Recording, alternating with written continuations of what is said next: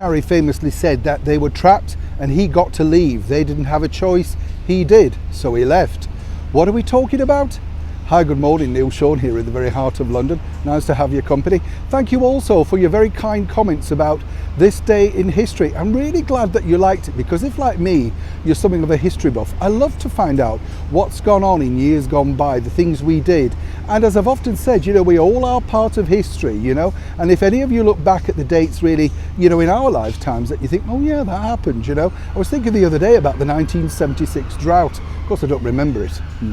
But it was a big thing, standpipes, people getting water from the corner, all of that sort of stuff. So, we've been through all of these things before. Apparently, we're going to be having a hosepipe ban over here in the United Kingdom. How will my water box cope?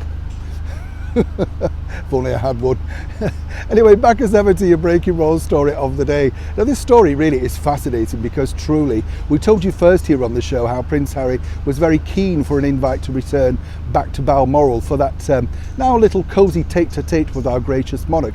You see, if you remember in that interview with Hodder from NBC, he pointed out that they had a very special relationship and she could only talk to him about things that she couldn't speak to about with anybody else. A really damning thing to say when you consider that she has children, Prince Edward, Princess Anne, Prince Charles all around her, Prince Andrew visits daily, so a little bit cruel to say that.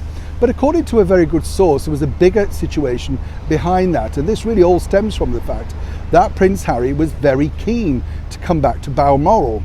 Now, remember that infamous saying, whatever Meghan wants, Meghan gets? Well, seemingly Meghan's got, because it was her, according to a very good source, that seemingly did not want to return back to the United Kingdom, particularly after the booing situation over at the Platinum Jubilee. Now, you have to feel sorry a little bit for Prince Harry in this point, because I'm sure he thought he could bounce back and forth to his former home, at least trying to keep connections with his family.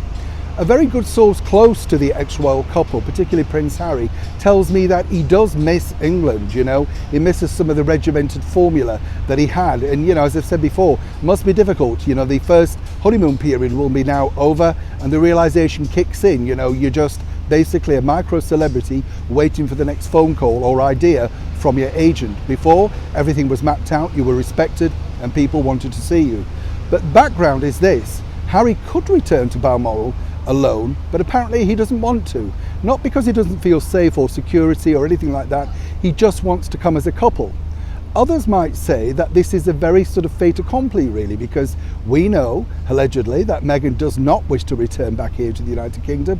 So what is he going to do? Even if he disappears for a month, that means he won't see his children for a month, and that must be very disheartening at their very young age. But on a more serious note, who's now trapped? Because famously, if you remember, Prince Harry said that Prince William and Prince Charles and the rest were trapped. He'd seen behind the curtain. Seemingly now the curtain's coming down on him, and it very much looks like Prince Harry is the one that's trapped.